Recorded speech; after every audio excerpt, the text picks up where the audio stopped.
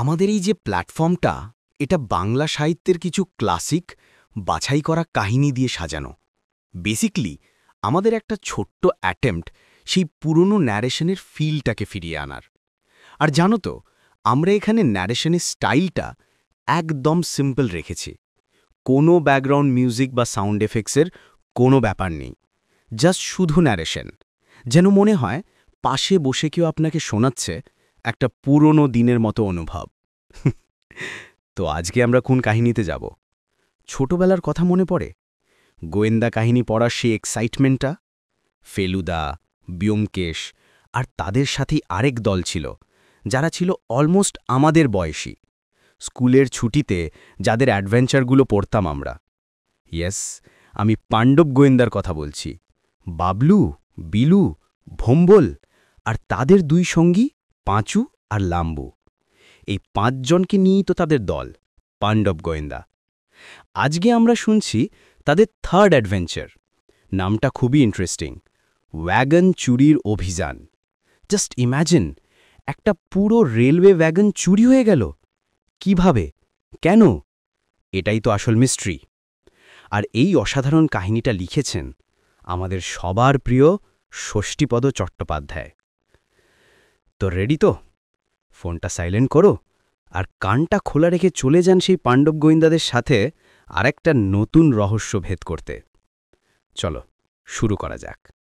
একবার পাণ্ডব গোয়েন্দারা ঠিক করল রামরাজাতলার দিকে একটু ঘুরে আসা যাক।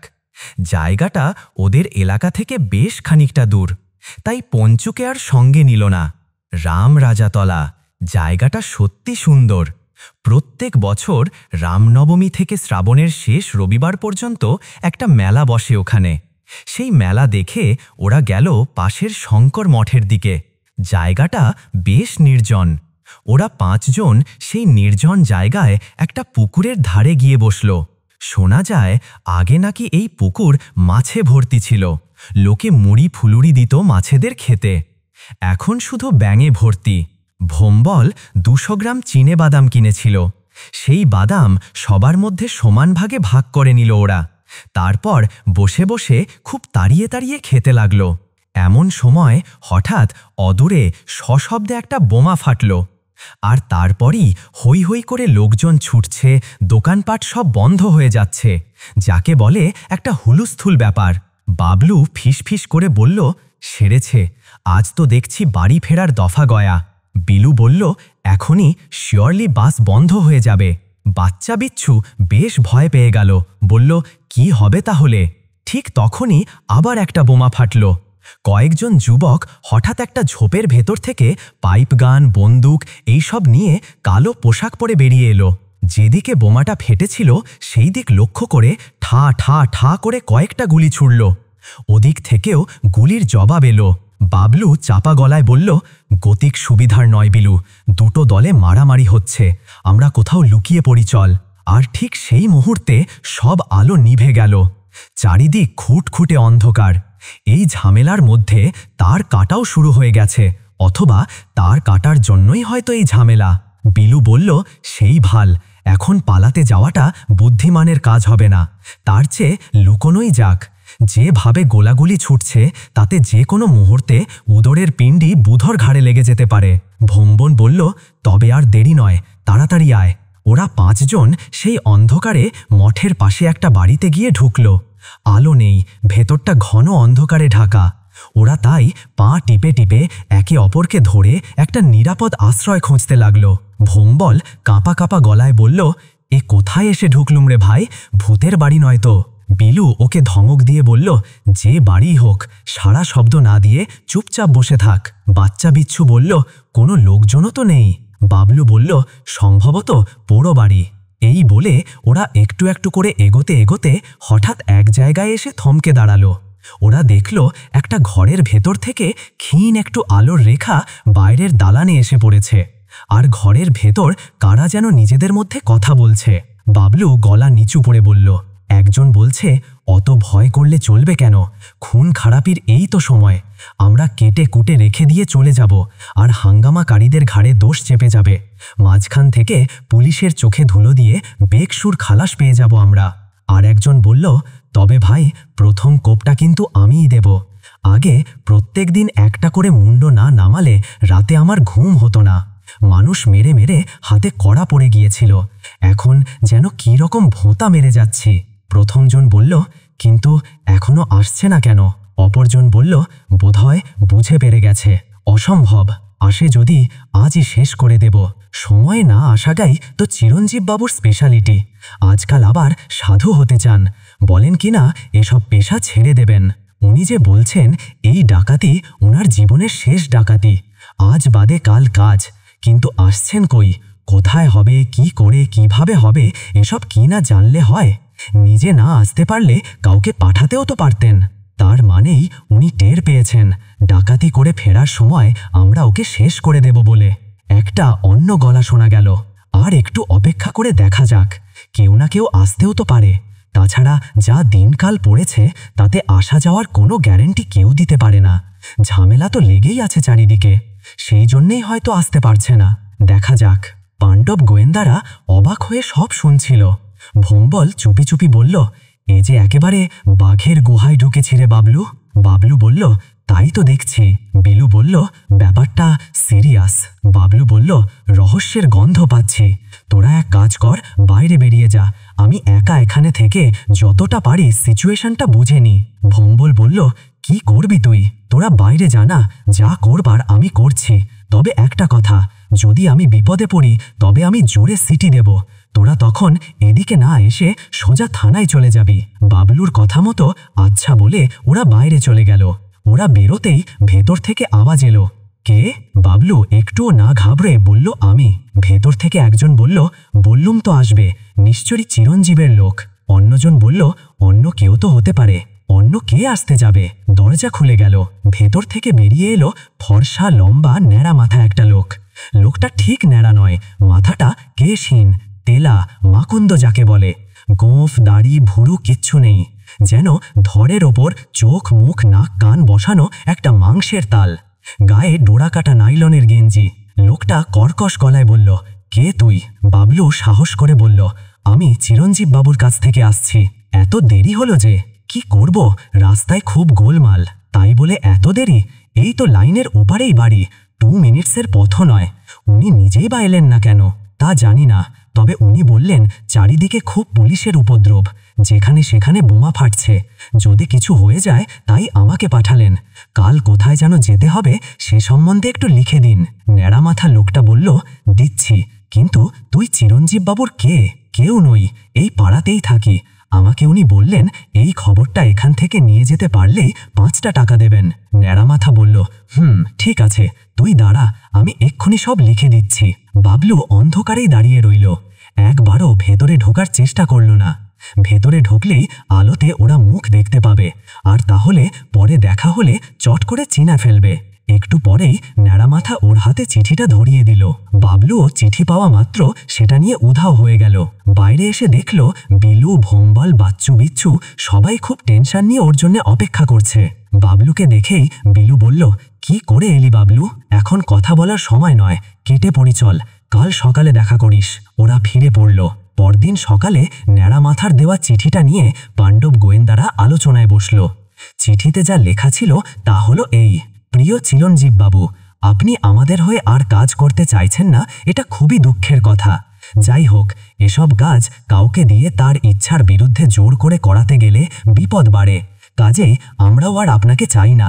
কাল শালিমারের 3 নাম্বার গেটের নর্থ সাইডে যে ওয়াগানটা আছে সেটা আমরা ভাঙতে যাচ্ছি। এটা ভাঙতে পারলে আমরা কয়েক লক্ষ টাকা লাভ করতে পারবো, আর তা যদি হয় তবে আমাদেরও বেশ কয়েক বছরের জন্য এসব কাজ না করলেও চলবে। এই ব্যাপারে আপনার আমাদের একান্তই দরকার, কেননা ওয়াগান ভাঙার ব্যাপারে আপনার হাত যেরকম খেলা দেখায় তার কাছে আমরা নিতান্তই শিশু। মনে রাখবেন, এটাই আমাদের শেষ কাজ, আশা চাই কিন্তু। ইতি। চিঠি পড়া শেষ হলেই বাবলু বলল, কি বুঝলি? বিলু বলল, শয়তানের গলায় নরম সুর, মানে স্রেফ টোপ ছাড়া আর কিছুই নয়। হ্যাঁ, ওরা জানে এইভাবে চিঠি লিখলে চিরঞ্জীববাবু গলে যাবেন এবং ওদের খপ্পরে আর একবার এসে পড়বেন। ভোম্বল বলল, তবে যাই বলিস ভাই, চিরঞ্জীববাবু কিন্তু ঘুঘু লোক, কাজ টাজ দিব্যি গুছিয়ে নিয়ে এখন আর ধরা ছোঁয়া দেবার নামটি নেই। বাবলু বলল, আসলে উনি বুঝে গেছেন ওনার দিন শেষ হয়ে আসছে, তাই আর ধরা ছোঁয়া দিচ্ছেন না। বাচ্চু বলল, এখন তাহলে কি করতে চাও তোমরা? বাবলু বলল, দুটো কাজ আমরা করতে চাই। ফার্স্ট কাজ হলো চিরঞ্জীব বাবুর সঙ্গে দেখা করা। সেকেন্ড কাজ, ওয়াগান ভাঙার সময় চোরটাগুলোকে হাতে নাতে পুলিশে ধরিয়ে দেওয়া। বিলু বলল, চিরঞ্জীব বাবুর বাড়ি জানিস তুই? ওদের কথাবার্তা শুনে যা অনুমান করেছি তাতে মনে হয় লাইন পারেই ওর বাড়ি। ভোম্বল বলল, কিন্তু দেখা করবি কি করে? এই চিঠি নিয়েই দেখা করব। বিচ্ছু বলল, তার মানে একটা লোককে ধরে বেঁধে খুন হতে পাঠাবে তোমরা? বাবলু বলল, না, এই চিঠি পেলেও উনি আসবেন না। যাক, আজ রাত্রে ওয়াগান ভাঙার সময় কিন্তু আমাদের নতুন অভিযান শুরু হবে। তোরা সবাই আজকের অভিযানের জন্য তৈরি থাক। আজকের এই অভিযানে পঞ্চু আমাদের সঙ্গে থাকবে। কি রে পঞ্চু, রাজি তো? পঞ্চু তাড়াতাড়ি ল্যাজ নেড়ে ডেকে উঠল, ভোং ভোং। বাবলু বলল, আমি ততক্ষণে একা গিয়ে চিরঞ্জীব বাবুর সঙ্গে দেখা করে আসি। একটা নতুন রোমাঞ্চের গন্ধ পেয়ে সবারই খুব আনন্দ হলো। সবাই সময় মতো আসবে বলে ঘাড় নেড়ে যে যার বাড়ির দিকে রওনা দিল। লাইন পারে গিয়ে বাবলুকে খুব বেশি খুঁজতে হলো না। রাস্তার ডান দিকে দু একটা বাড়ির পরে একটা নতুন দোতলা বাড়ির কাছে গিয়ে থমকে দাঁড়ালো বাবলু। বাইরেই নেম প্লেট, স্পষ্টাক্ষরে লেখা আছে নাম চিরঞ্জীব রায়। বাবলু কলিং বেল টিপতেই একটা বামনাকৃতির লোক বেরিয়ে এসে বলল, কাকে চাই? চিরঞ্জীব বাবু আছেন? না। কোথায় গেছেন উনি? দেওঘর গেছেন। বাবলু চুপ করে দাঁড়িয়ে রইল কিছুক্ষণ, তারপর বলল, বাবুকে বলো আমি একটা জরুরি চিঠি নিয়ে এসেছি, উনি যেন আমার সঙ্গে দেখা করেন। বললাম তো বাবু নেই, কেউ নেই বাড়িতে।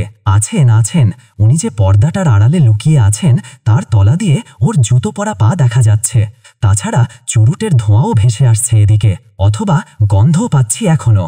পর্দার আড়াল থেকে একটা বলিষ্ঠ কণ্ঠস্বর বলে উঠল তখন, রাধেশ্যাম, ওকে ভেতরে আসতে দাও। বাবলু ভেতরে ঢুকতেই চিরঞ্জীববাবু আত্মপ্রকাশ করলেন। বেশ ভদ্রলোকের সাজ পোশাক, কিন্তু দেখলেই বোঝা যায় পাকা শয়তান একটি। চিঠিটা দিতেই চিরঞ্জীববাবু সেটা পড়ে একটু হাসলেন, তারপর বললেন, ওরা কি আমাকে চার পায়ে গাধা বলে মনে করেছে? বাবলু বলল, আপনি যাবেন নাকি? না, আমিও তাই বলি। ওরা আপনাকে খুন করবার ষড়যন্ত্র করেছে, আপনি যাবেন না। চিরঞ্জীববাবুর চোখ দুটো উজ্জ্বল হয়ে উঠল এবার। বললেন, তুমি কে ভাই? বাবলু বলল, আপনি আমাকে চিনবেন না। যে লোকগুলো এই চিঠি আমি লুকিয়ে ওদের কথাবার্তা শুনে ফেলেছি। ওরা আমাকে বলেছে এই চিঠিটা আপনাকে দিলে 10টা টাকা দেবে আমাকে। শুনে হো হো করে হেসে উঠলেন চিরঞ্জীববাবু। বললেন, আর ও টাকা তুমি পেয়েছ? এসব কাজ করতে গেলে আগে টাকা নিয়ে তারপর করতে হয়। এখন গিয়ে দেখবে সব ভো ভো, কেউ কোথাও নেই। যাক, ওদের হয়ে আমি তোমাকে 10টা টাকা দিচ্ছি, কেননা তোমার বুদ্ধি এবং আমার প্রাণের প্রতি মমতা দেখানোর জন্য। এটা তোমার প্রাপ্য। বলে চিরঞ্জীববাবু উঠে ভেতর ঘরে গেলেন।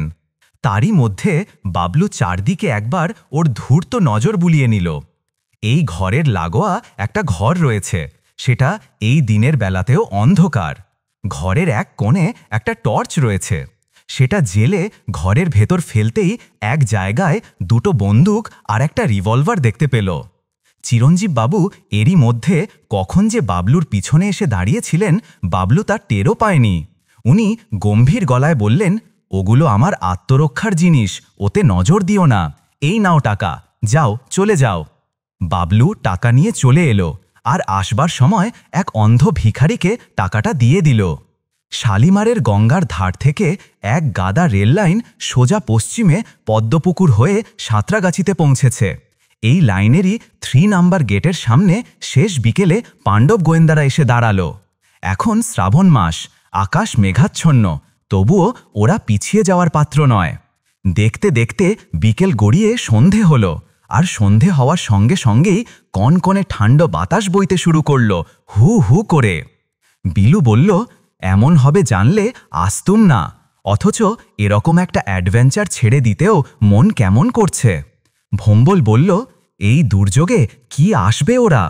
বাবলু বলল, দুর্যোগেই তো ওদের সুযোগ।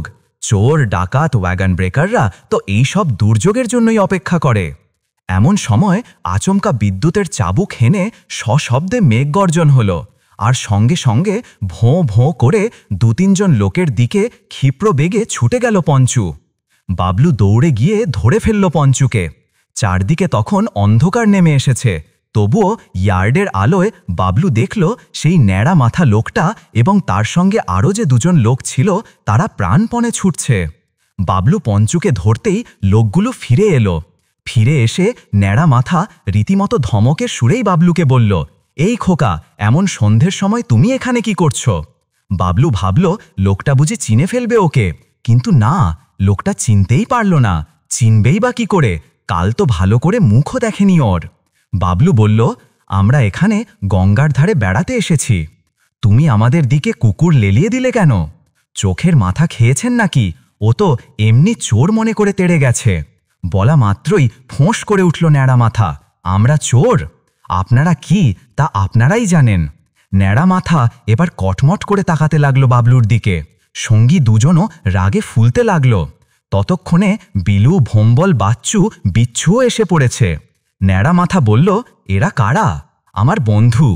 ঠিক আছে, তোমরা চলে যাও এখান থেকে, খুব খারাপ জায়গা এটা, এখানে থেকো না। বিলু বলল, খারাপ জায়গা তো আপনারা আছেন কেন? ন্যাড়া মাথা ধমকে উঠল, চুপ করো, আমরা রেলের লোক। বাবলু বলল, কিন্তু আপনাদের জামাকাপড় দেখে তো রেলের লোক বলে মনে হচ্ছে না। আপনারা এখানে কি করছেন? সে কৈফিয়ত কি তোমাকে দিতে হবে? এমন সময় হঠাৎ মুষলধারে বৃষ্টি নামল। ন্যাড়া মাথা আর তার সঙ্গী দুজন তাড়াতাড়ি একটা গুমটির ভেতর গিয়ে ঢুকল। ওদের দেখা দেখি পাণ্ডব গোয়েন্দারাও জুটল সেই গুমটিতে। গুমটির মধ্যে রেলের দুজন খালাসি রান্না করছিল তখন। তারা অবাক হয়ে বলল, আপনারা? ন্যাড়া মাথা বলল, আমরা একজনের কাছে একটু দরকারে এসেছিলাম। এমন সময় হঠাৎ বৃষ্টি নেমে গেল, বৃষ্টি থামলেই চলে যাব। বাবলু বলল, তবে যে বলছিলেন আপনারা রেলের লোক? ন্যাড়া মাথা কটমট করে বাবলুর দিকে তাকালো। বাবলু আবার বলল, তাহলে আমরা যা ভেবেছি আপনারা তাই? কি ভেবেছ তোমরা? যা ভেবে আমাদের কুকুরটা আপনাদেরকে তাড়া করেছিল। একজন খালাসি বলল, তোমরা এখানে কি করে এলে? বাবলু বলল, আমরা ঘুরতে ঘুরতে এখানে চলে এসেছি, বৃষ্টি থামলেই চলে যাব। অন্য খালাসিটা বলল, তোমাদের বাড়ি কোথায়? অনেক দূর, এমন বৃষ্টি হবে জানলে এখানে আসতুম না। তাই তো, মহা মুশকিলের ব্যাপার, এ যা বৃষ্টি, এ তো সহজে থামবে না দেখছি। ন্যাড়া মাথা হঠাৎ ভালো মানুষের মতো বলে উঠল, তার কি হবে, একটু বসুক, এই বৃষ্টিতে যাবেই বা কোথায়? একজন সঙ্গী বলল, এই সময় বেশ একটু গরম চা পাওয়া যেত যদি। একজন খালাসি বলল, চা আর এখানে কোথায় পাবেন, সেই 3 নাম্বার গেটের কাছে চায়ের দোকান। বাবলু বলল, একজন গিয়ে নিয়ে এলেই তো হয়। ন্যাড়া মাথা ভেঁচে বলল, কে আনবে টাকে? তুমি? বাবলু বলল, একটা কেটলি আর ছাতা পেলে আমি আনতে রাজি আছি, অবশ্য আমাদেরকেও ভাগ দিতে হবে। লোভনীয় প্রস্তাব। একজন খালাসি বলল, ছাতা কেটলি 2ই আছে, কিন্তু এত জলে যাবে কি করে? ঠিক যাব। খালাসি তখন ছাতা আর কেটলি বাবলুকে দিল। ন্যাড়া মাথা দিল 2 টাকা। বাবলু সেই বৃষ্টিতেই পঞ্চুকে নিয়ে চলে গেল চা আনতে। বিলু, ভোম্বল, বাচ্চু, বিচ্ছু বাবলুর কাণ্ড দেখে কিছুই বুঝতে না পেরে পরস্পরের মুখ চাওয়াচাওয়ি করতে লাগলো। বাবলু যে এই দুর্যোগে নিজে থেকে চা আনার ঝুঁকিটা কেন নিল তা ওদের মাথাতেই এলো না। আসলে বাবলু অনেকক্ষণ ধরেই মনে মনে চাইছিল 3 নাম্বার গেটের নর্থ সাইডে ওত পাততে, কিন্তু হঠাৎ বৃষ্টি এসে পড়ায় সব ভেস্তে যাচ্ছিল। সুযোগ হলো এতক্ষণে। সেই প্রবল বর্ষণের মধ্যে ছাতা মাথায় সে চলল চা আনতে। এই সুযোগে ওয়াগানটা দেখতে চায় সে। স্পটে এসে বাবলু দিশেহারা হয়ে পড়ল। ওয়াগানের পর ওয়াগান, এর মধ্যে কোনটা ভাঙতে চায় ওরা তার টেরই পেল না। হঠাৎ এক জায়গায় অন্ধকারে একটা পুলিশ ভ্যানের মতো কালো ভ্যান দেখতে পেয়ে এগিয়ে গেল। ভ্যানের ভেতর একজন বিদঘুটে চেহারার লোক বসেছিল। বাবলুকে বারবার ভ্যানটা নিরীক্ষণ করতে দেখে বাজখাই গলায় বলে উঠল, এই খোকা, কি দেখছিস? কি চাই এখানে? কি আবার দেখব? কিছুই না। তবে যাও, ভাগো এখান থেকে। কেন যাব? আমি এখানে চা আনতে এসেছি, চা নিয়ে তারপর যাব। লোকটা বলল, এখানে চায়ের দোকান কোথায়? তা জানি না, আমরা এখানে বেড়াতে এসে বৃষ্টির জন্য আটকে গেছি। গুমটিতে একজন ন্যাড়া মাথা আর 2 জন লোকও আটকে পড়েছে, তারাই আমাকে চা আনতে পাঠালো। বাবলুর কথা শুনে উৎসাহিত হয়ে লোকটা বলল, তাই নাকি, তাই নাকি? আচ্ছা, ন্যাড়া মাথা লোকটাকে কিরকম দেখতে বলো তো? ঠিক চোরেদের মতো, সঙ্গের লোক 2 জনকেও তাই। আপনাকে যেমন বিচ্ছিরি দেখতে, অনেকটা ওই রকম। লোকটি মনের রাগ মনে চেপে বলল, ওরে বেটা, আমি এখানে একা জমে যাচ্ছি, আর ওরা কিনা বৃষ্টিতে গা বাছিয়ে আয়েশ করে বসে আছেন। তারপর বাবলুকে বলল, ওরা তিনজনে কি করছে দেখলি? চুপচাপ ভালো মানুষের মতো দাঁড়িয়ে আছে। বৃষ্টি থামলে বোধহয় কোনো দুষ্কর্ম করতে যাবে। ওখানে অন্য লোক আছে বলে হয়তো সুবিধে হচ্ছে না, তাই কোনো কথাবার্তা বলছে না। তবে কিছু একটা করতে ওরা যাবে। আপনাকে দেখেও তো ওদের লোক বলে মনে হচ্ছে, তাই না? হ্যাঁ তাই, কিন্তু তুমি এসব কি করে জানলে? বারে, এসব আবার জানতে হয় নাকি? কোন লোকটা পুরোহিত ঠাকুর, কে ডাক্তার, আর কে ওয়াগন ব্রেকার, এ কি কাউকে চিনিয়ে দিতে হয়? এই যে পুলিশগুলো রাস্তায় যখন ঘোরে তখন তাদের দেখলেই পুলিশ বলেই মনে হয়। তাদের কি তখন ফুচকাওয়ালা বলে ভাবতে ইচ্ছে করে? তেমনি কাবুলিওয়ালা আর ফেরিওয়ালাকেও চেহারা দেখেই চিনে নিতে হয়। লোকটা ভয়ঙ্কর রেগে বলল, চোপ রাউডেপো কোথাকার, তারা কোথায় আছে বল শিগগির। বললাম তো, ওই ওধারের গুমটিতে। আমাকে নিয়ে চলো সেখানে। একটা ছাতায় দুজনকে কি করে কুলোবে? তার চেয়ে আমি বরং গাড়িতে বসি, আপনি আমার ছাতাটা নিয়ে যান, পারেন তো চাটাও নিয়ে যান আপনি। কিন্তু এই জলে অন্ধকারে আমি গুমটিটা চিনব কেমন করে? আমার কুকুর সঙ্গে দিচ্ছি, ওই আপনাকে পথ চিনিয়ে নিয়ে যাবে। দাঁড়াও তবে, ছাতা আর কেটলি দাও, আমি কিনে আনছি চা, তুমি গাড়িতে বসো। বাবলু আর পঞ্চু দুজনেই গাড়িতে ঢুকে বসে রইল। তারপর লোকটা চা নিয়ে এলে পঞ্চুকে সঙ্গে দিয়ে দিল বাবলু। লোকটি চলে যেতেই আসল কাজ শুরু হলো বাবলুর। গাড়ির ভেতর হাতরেসে একটা টর্চ দেখতে পেল। টর্চের আলোয় প্রথমেই দুটো বন্দুক নজরে পড়ল তার। সে দুটো নিয়ে সর্বাগ্যে ভিজে ভিজেই ভ্যানের মাথার উপর তুলে রাখল, যাতে ওরা এসে দরকারের সময় খুঁজে না পায়। তারপর একটুক্ষণ কি যেন ভাবল, ভেবেই একটা পেরেক জোগাড় করে গাড়ি থেকে নেমে সর্বাগ্যে প্রতিটা চাকার হাওয়া খুলে দিল। গাড়ির চাবিটাও খুলে নিয়ে পকেটে রেখে সোজা এগিয়ে চলল গুমটির দিকে। বাবলু যখন গেল তখন ওদের চা পর্ব শেষ হয়েছে। বাবলুকে দেখেই চমকে উঠল সকলে। আরে, তুমি যে একেবারে ভিজে চান করে গেছো, ভিজে ভিজে এলে কেন? কি করব, আমার যে একা থাকতে ভয় করছিল। তা বেশ করেছো, আমরাও ভিজে ভিজেই যাই, এ বৃষ্টি সহজে থামবে না। আপনারা আমাদেরকে আপনাদের গাড়িতে করে একটু পৌঁছে দেবেন? লোকগুলো খালাসি দুজনকে একবার আর চোখে দেখে নিয়ে বলল, বেশ তো, দেব। ওরা সকলে বৃষ্টিতে ভিজে ভিজেই বাইরে এলো। খানিকটা এসে ন্যাড়ামাথা বলল, তোমরা ভিজে ভিজেই বাড়ি যাও, আমাদের এখানে একটু কাজ আছে, যেতে দেরি হবে। বাবলু বলল, কেন, আমরা যদি গাড়ির ভেতরে গিয়ে বসি, আপনাদের কাজ শেষ হলে একসঙ্গে যাব? না, তা হয় না, আমাদের একটা ওয়াগন এসেছে, তার মাল আজ না খালাস করলে সরকার বাজেয়াপ্ত করে দেবে। সেই সব মাল আমরা ভ্যানে বোঝাই করব। তা করুন না, ফেরার সময় আমাদের নামিয়ে দেবেন। অগত্যা অনিচ্ছা সত্ত্বেও হ্যাঁ বলতে হলো। বিলু, ভোম্বল, বাচ্চু, বিচ্ছু এবং পঞ্চর মুখে টু শব্দটি নেই। যেতে যেতে ন্যাড়ামাথা সঙ্গীদের বলল, চিরঞ্জীববাবু তাহলে এলো না? যে লোকটা ভ্যানে ছিল সে বলল, আমি যতক্ষণ ভ্যানে বসেছিলাম ততক্ষণ তো আসেনি। ন্যাড়ামাথা শয়তানের হাসি হেসে বলল, না এলেও কি আমার হাত থেকে পরিত্রাণ পাবে? তালে পেলেই ঝেড়ে দেব একদিন। কথা বলতে বলতেই গাড়ির কাছে চলে এলো ওরা। ন্যাড়ামাথা বলল, তোমরা সব গাড়ির ভেতরে ঠুকে বসে থাক, আর একটু নজরে রেখো গাড়ির দিকে কেউ আসে কিনা, দিনকাল খারাপ তো, চোর ডাকাতও আসতে পারে। বাবলু বলল, যদি পুলিশ আসে তাহলেও? ন্যাড়ামাথা বলল, যদি পুলিশ আসে তাহলে সর্বাগ্যে আমাদের জানিয়ে দেবে, ও বেটারা ভারী বদ। এই বলে ভ্যানের পেছন দিকটা খুলে ওরা ওয়াগনের দিকে এগোলো।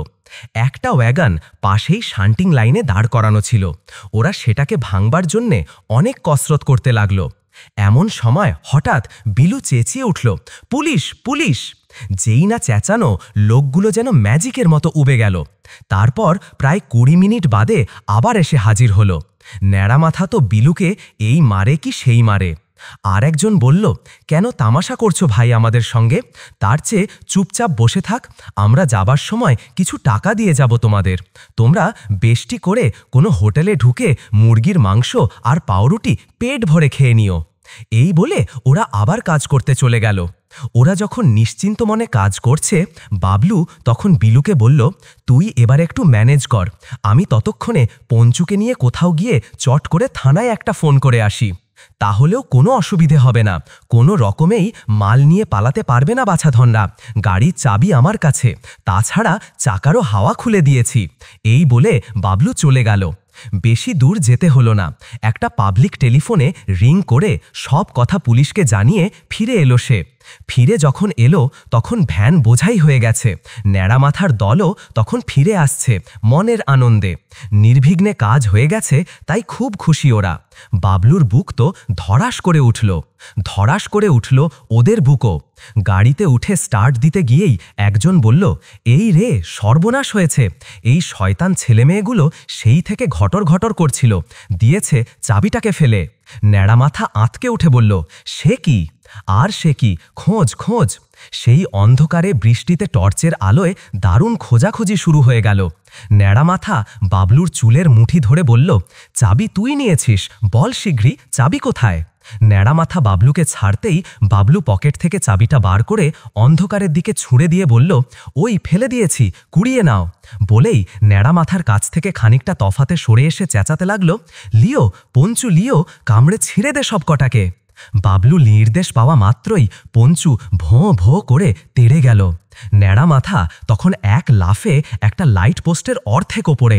বিলু, ভোম্বল, বাচ্চু, বিচ্ছুও খেলা জমেছে দেখে নেমে এলো গাড়ি থেকে।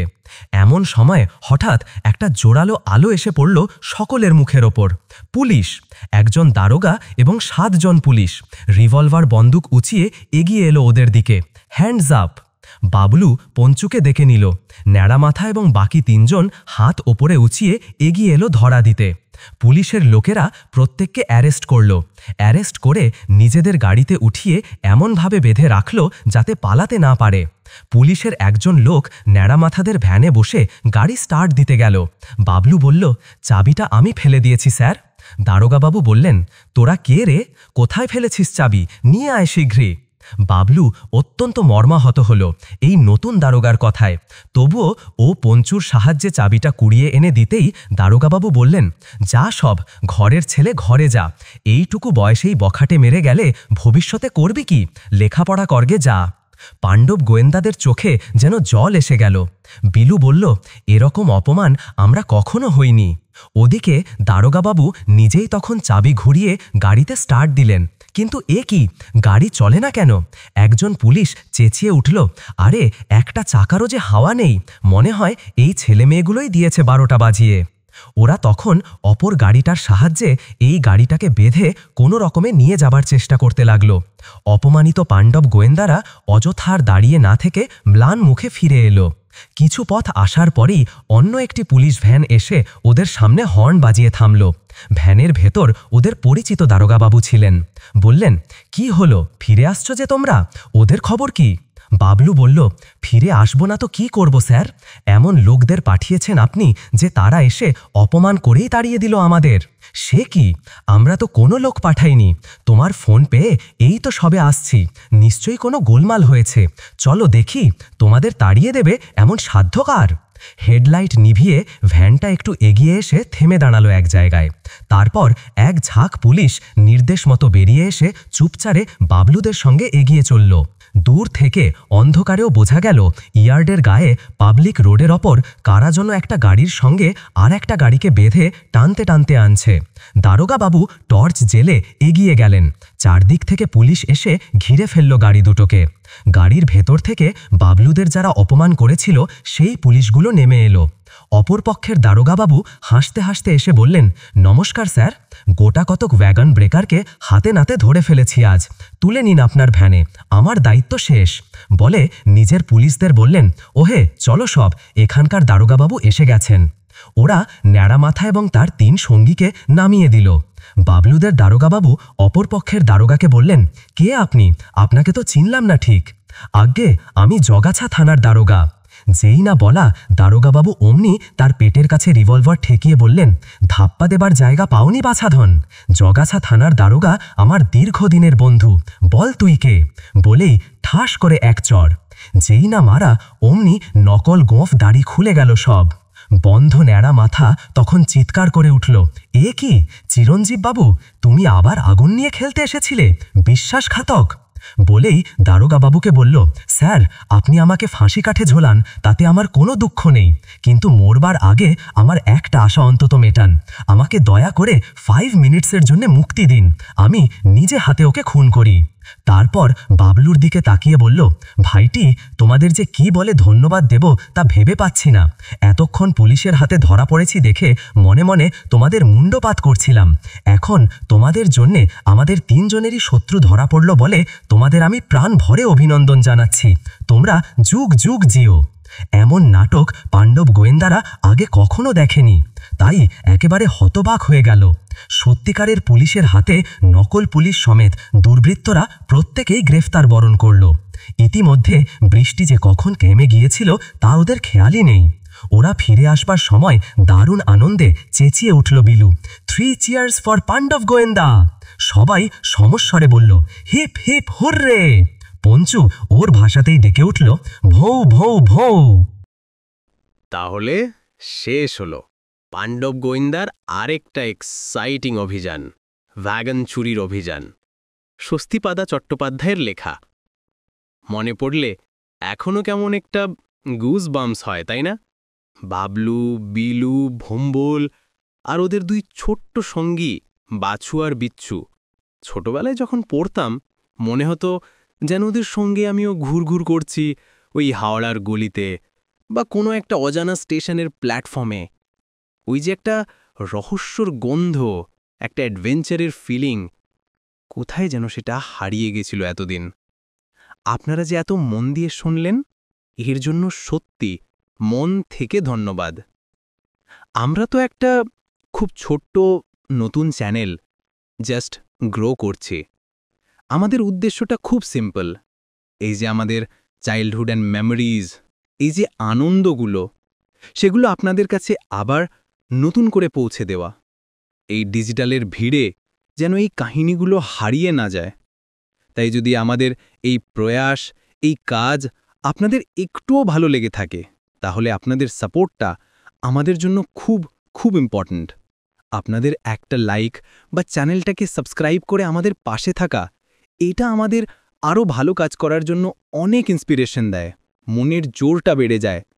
আর হ্যাঁ, একটা কথা মনে করিয়ে দিই, আমরা কিন্তু প্রতি রবিবার, এভরি সানডে নাইট ঠিক রাত 8টায় নতুন একটা এপিসোড নিয়ে চলে আসি, শুধুমাত্র আমাদের এই প্ল্যাটফর্মে। এটা জাস্ট একটা রিমাইন্ডার যেন আমাদের এই আড্ডাটা মিস না হয়ে যায়। তো অনেক ধন্যবাদ আপনার ভ্যালুয়েবল সময় দেওয়ার জন্য। আবার দেখা হবে পরের রবিবার। ততদিন পর্যন্ত ভালো থাকবেন, সুস্থ থাকবেন, আর হ্যাঁ, চোখ কান খোলা রাখবেন। কে জানে, আপনার চারপাশেও হয়তো লুকিয়ে আছে এমন কোনো রহস্য যা শুধু আপনার জন্যই অপেক্ষা করছে।